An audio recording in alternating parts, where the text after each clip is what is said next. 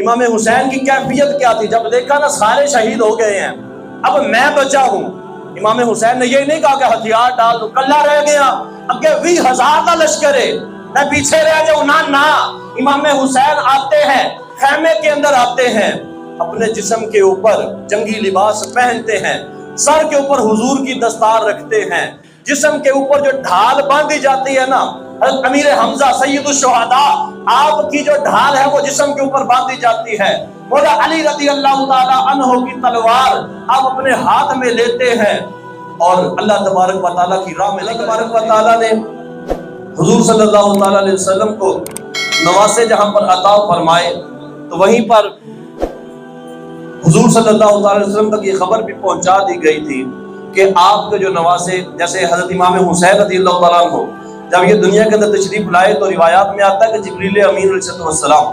آپ حضور کی بارگاہ میں حاضر ہو گئے اور آ کر مبارکباد دی نواسے کی، اور ساتھ میں یہ بتا بھی دیا کہ آپ کا یہ نواسا یہ کربلا کے میدان میں شہید کر دیا جائے گا، اور حضور کو اپنے نواسے بڑے محبوب تھے، بڑی محبت والے تھے، تو حضور کو یہ بتا دیا گیا، اور نواسوں نے پھر یہ قربانیاں دی بھی ہیں۔ اچھا، ایک اور مقام کے اوپر اللہ تبارک و تعالیٰ نے قرآن کے اندر یہ ارشاد فرمایا ہے، فرمایا احسب الناس ان یترکوا ان یقولوا آمنا وهم لا یفتنون، کیا لوگ یہ سمجھتے ہیں ان کو چھوڑ دیا جائے گا اور ان کو فتنے میں مبتلا نہیں کیا جائے گا؟ حالانکہ جتنے بھی لوگ ہیں جو مسلمان ہے وہ ایمان لے آیا ہے، تو اب کسوٹی کے اوپر پورا بھی تو اترنا ہے، تکالیف آئیں، مصیبتیں آئیں، پریشانیاں آئیں، تو اس کے اندر صبر بھی بندے نے کرنا ہے۔ بہرحال امام علی مقام، امام تشنا کام امام حسین رضی اللہ تعالیٰ عنہ، آپ نے بھی دین کے لیے بہت قربانیاں دی، انہی قربانیوں میں سے آپ نے تقریباً 56 سال 56 ایئرز آپ کی زندگی تھی جو دنیا کے اندر گزاری آپ نے، اور اپنی اس زندگی کے اندر آپ نے کتنے دور دیکھے۔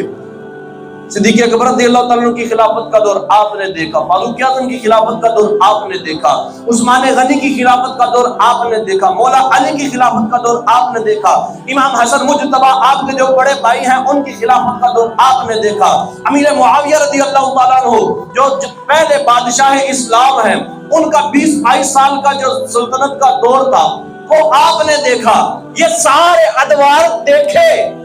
کہیں پر بھی امام حسین رضی اللہ تعالیٰ عنہ نے نہ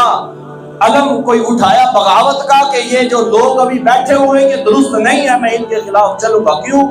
آپ کو پتہ تھا صدیق اکبر آئے تو حق کے اوپر آئے ہیں، فاروق اعظم آئے تو حق کے اوپر آئے ہیں، عثمان غنی آئے تو حق کے اوپر آئے ہیں، مولا علی آئے تو حق کے اوپر آئے ہیں، حسن مجتبی آئے تو حق کے اوپر آئے ہیں، اور امیر معاویہ رضی اللہ تعالیٰ عنہ آپ بھی اگر آئے ہیں تو حق کے اوپر آئے ہیں۔ کہیں پر بھی آپ نے کوئی کلمہ کوئی جملہ اپنی زبان سے نہیں نکالا،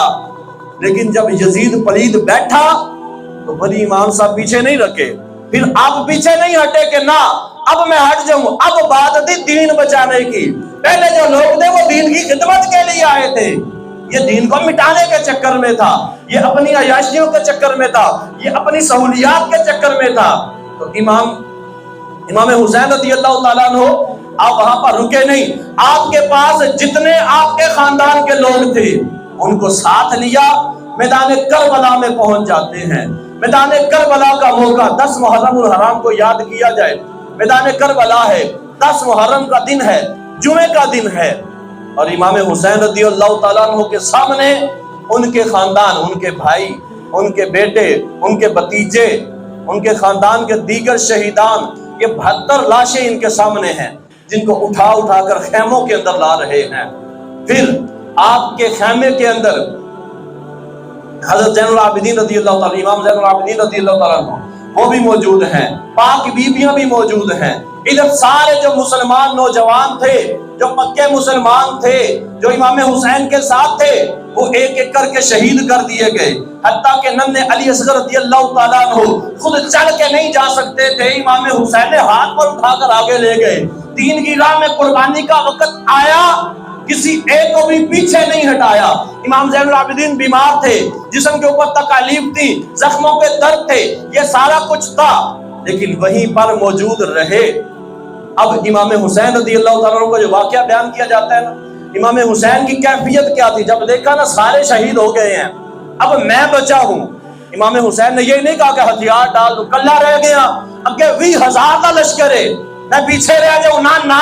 امام حسین آتے ہیں، خیمے کے اندر آتے ہیں، اپنے جسم کے اوپر جنگی لباس پہنتے ہیں، سر کے اوپر حضور کی دستار رکھتے ہیں، جسم کے اوپر جو ڈھال باندھی جاتی ہے نا، حضرت امیر حمزہ سید الشہداء آپ کی جو ڈھال ہے وہ جسم کے اوپر باندھی جاتی ہے، مولا علی رضی اللہ تعالی عنہ کی تلوار آپ اپنے ہاتھ میں لیتے ہیں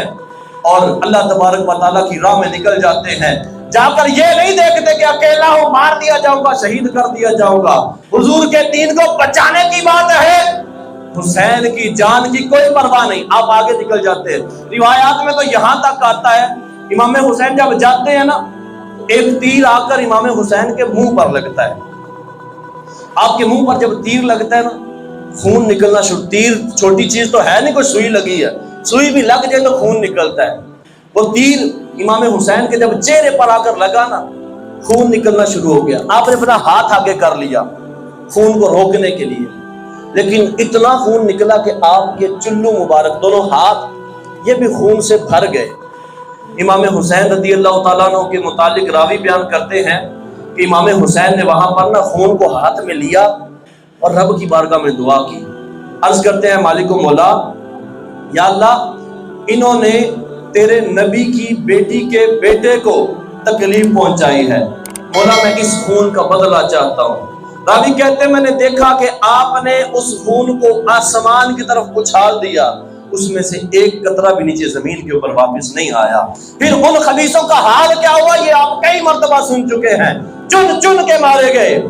چاہے وہ مارنے والا مسلمان ہو یا بعد میں خود وہ دھوکے میں آ گیا، شیطان کے دھوکے میں آ کر خود بھی مارا گیا، خود ایمان سے پھر گیا۔ لیکن رب تبارک و تعالیٰ نے امام حسین کے جو قاتل تھے، امام حسین کو جو شہید کرنے والے تھے، شہیدان وسیلہ میں کربلا کے اوپر جو ظلم کرنے والے تھے، کسی ایک کو بھی نہیں چھوڑا، ہر ایک کو چن چن کے مروایا گیا۔ رب تبارک و تعالیٰ کو امام حسین سے پیار تھا، کیوں؟ کیونکہ یہ نواسہ رسول ہے۔ حضور کو امام حسین سے بڑا پیار تھا، حضور تو اپنے ان نواسوں کو پکڑا کرتے تھے، چوما کرتے تھے، سونگا کرتے تھے، حضور کو ان سے خوشبو آیا کرتی تھی۔ یہ دین کی قربانی ہے۔